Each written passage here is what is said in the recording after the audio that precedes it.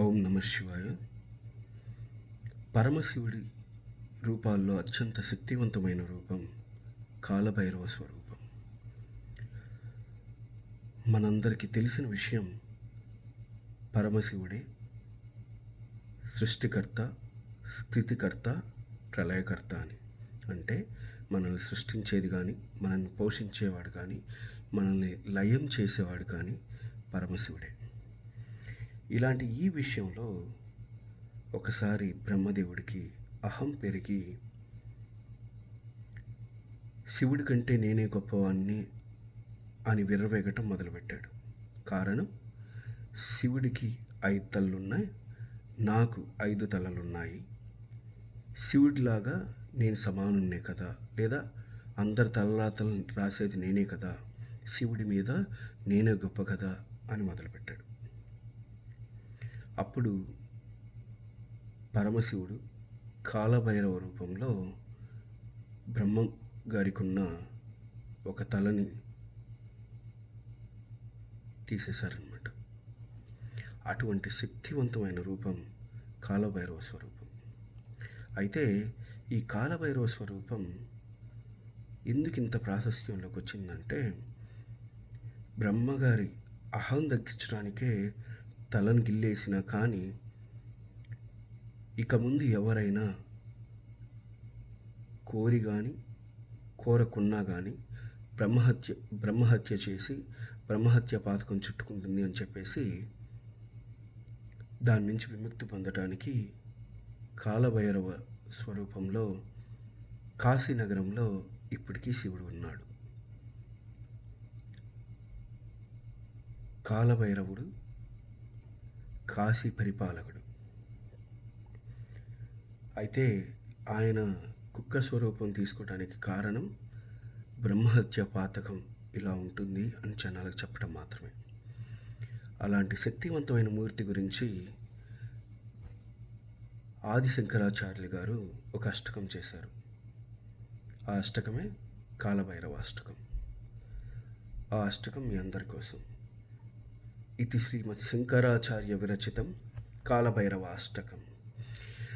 దేవరాజ సేవ్యమాన పావనాంగ్రి పంకజం వ్యాలయజ్ఞసూత్రమిందుశేఖరం కృపాకరం నారదాదియోగి బృందవందితం దిగంబరం కాశికాపురాదినాథ కాలభైరవం భజే. భానుకోటి భాస్వరం భవాబ్దితారకం పరం నీలకంఠమీప్సితార్ధదాయకం త్రిలోచనం కాలకాలమంబుజాక్షమక్షశూలమక్షరం కాశికాపురాదినాథ కాలభైరవం భజే. శూలటంకపాశదండపాణిమాదికారణం శ్యామకాయమాదిదేవమక్షరం నిరామయం భీమవిక్రమం ప్రభుం విచిత్రతాండవప్రియం కాశికాపురాదినాథ కాలభైరవం భజే. భుక్తిముక్తిదాయకం ప్రశస్తచారు విగ్రహం భక్తవత్సలం స్థితం సమస్తలోక విగ్రహం వినిక్విని మనోగ్రహేమ కింకినీల సత్కతిం కాశికాపురాదినాథ కాలభైరవం భజే.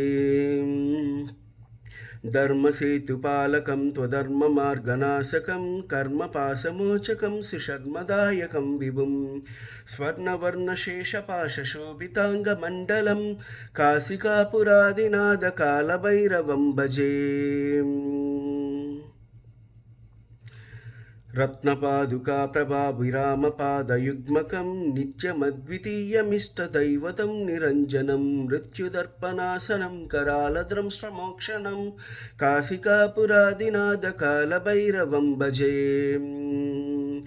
అట్టహాస భిన్న పద్మజాండకోశ సంతతిం దృష్టిపాతనష్టపాపజాలముగ్రశాసనం అష్టసిద్ధిదాయికం కపాలమాలికాధరం కాశికాపురాదినాథ కాలభైరవం భజే.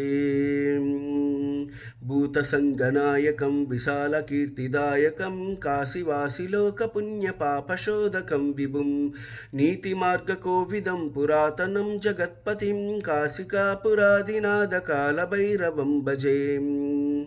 కాలభైరవాష్టకం పఠంతి ఏ మనోహరం జ్ఞానముక్తిసాధనం విచిత్రపుణ్యవర్ధనం శోకమోహదైన్యలోభకోపతాపనాశనం తే ప్రయాంత్రి కాలభైరవాంగ్రిసన్నిధం ధ్రువం ఇది శ్రీమత్శంకరాచార్య విరచితం కాలభైరవాష్టకం సంపూర్ణం. అయితే శంకరాచార్యులు ఈ కాలభైరవాష్టకం చేయడానికి ఒక కారణం ఉంది. ఏమిటంటే బ్రహ్మగారిలో అహం పెరగటం వల్లనే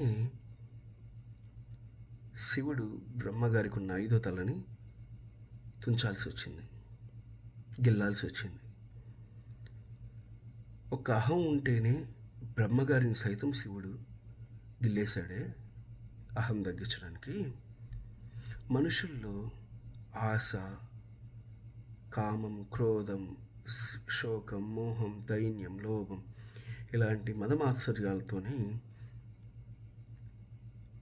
ఈ మానవ జాతి అల్లాడుతూ ఉంది. ఈ మానవ జాతిని వాటి నుంచి విముక్తం చేయటానికి శంకర్లు ఆలోచించి ఈ కాలభైరవాష్టకం చేశారు. అందుకని ఆ ఫలశ్రుతిలో చెప్తూ ఉంటారనమాట. శోకమోహ దైన్యలోభ కోపతాపనాశనం. మీరు కాలభైరవాష్టకం పఠించినా కానీ, కాలభైరవుని దర్శించుకున్నా కానీ మీలో ఉన్న శోకం, మోహం, దైన్యం, లోభం, కోపం, తాపం, మదం, మాత్సర్యం ఇవన్నీ పోయి ఒక మంచి జీవితాన్ని మీరు ఆనందించడానికి శంకరులు చేసిన ప్రయత్నం కాలభైరవాష్టకం. కుదిరినప్పుడు కాలభైరవాష్టకం పఠించండి, ముక్తి జీవితాన్ని ఆనందించండి. Thank you.